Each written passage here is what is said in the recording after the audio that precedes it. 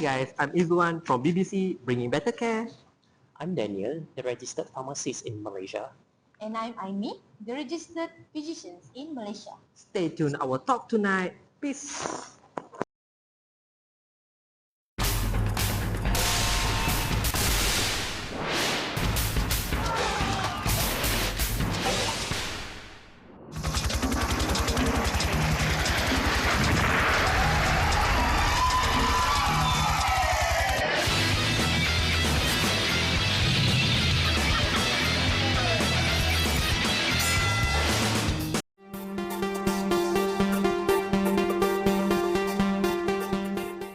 Good evening, I'm Izwan here. Tonight on BBC Bringing Better Care, we spotlight a major issue that complicated the COVID-19 response, which is pseudoscience. We'll take a close look at one specific case, the controversial promotion of hydrochloroquine as a COVID-19 treatment, and the dangerous mix of politics, misinformation, and pseudoscience that surrounded it.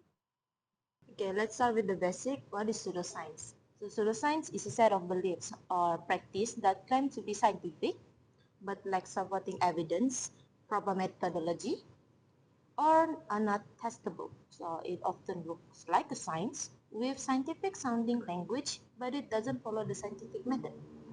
So the key characteristic of pseudoscience include reliance on anecdotal evidence, lack of peer review, resistance of falsification, absence of rigorous testing, and use of misleading or emotional language. Alright, so talking about the hydroxychloroquine, actually the hydroxychloroquine case, the most well-known pseudoscience controversies was during the pandemic of COVID-19. So what is hydroxychloroquine? Actually, it's a most common malaria drugs and also to treat the autoimmune diseases. So during the White House press briefing during the pandemic COVID-19, Donald Trump claimed that the hydroxychloroquine could possible for the game changer of COVID-19, which despite the minimal clinical evidence. Yes, that actually triggered a chain reaction, and pharmacies were overwhelmed and demands were skyrocketed. Some people also self-medicated. One of the big cases in Arizona was a man died after ingesting a fish tank cleaner that contained a chemical similar to hydroxychloroquine. So what made the hydroxychloroquine a pseudoscience? To evaluate this case, the anecdotal evidence over a large-scale data resists to peer-reviewed studies that contraindicated to the proclaims, the early claims, say. The celebrity endorsement and as well as the political influence, they are proclaiming that this hydroxychloroquine is a new treatment for the COVID-19. Actually, these are lack of clinical trials and clinical credible data. True, actually, by June 2020, the FDA revoked its emergency use and WHO halted trials due to safety concerns and no proven benefits. Okay, so supporters of hydroxychloroquine claim that the mainstream scientific community was suppressing cheap, so effective treatments in favor of expensive pharmaceutical alternatives. So they want to find a very cheap one for the treatment of COVID-19. So they accuse and critics of big pharma bias and argued that the doctors should have the freedom to use it off-label if they believe it had. So, but the argument collapses under the scrutiny. Large-scale randomized control trials like the recovery trials in the UK, they show no improvement in COVID-19 actually. The science isn't about opinion or the politics, it's about the evidence. So what we can learn from this, hydroxychloroquine case shows how pseudoscience can spread faster than the facts, especially during a crisis. Okay, so how do we prevent this issue in the future? So first of all, we have to improve the public scientific literacy. So people should understand how real science works instead of assuming things. And next is we strengthen the fast-checking on media platform. For example, you can use MCMC to search for any evidence-based medicinal article.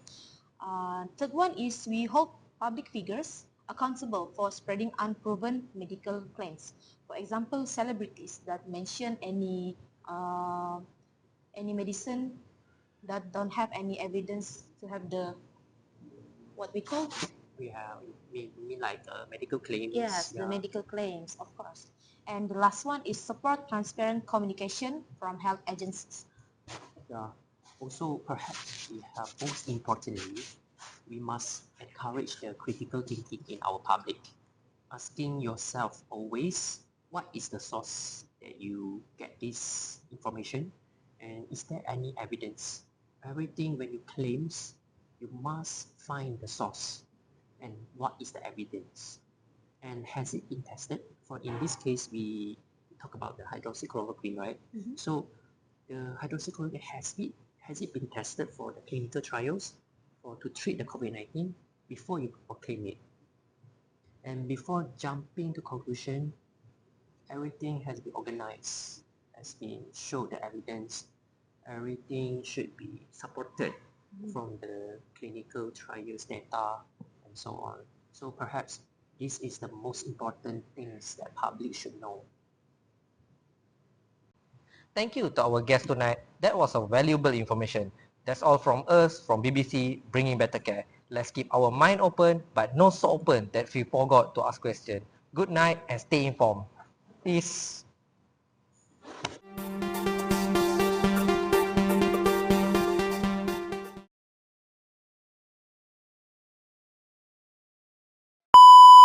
Yes, that actually triggered a chain reaction. Pharmacies were overwhelmed, and some.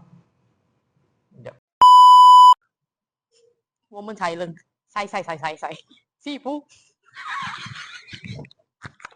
我们才能晒师傅。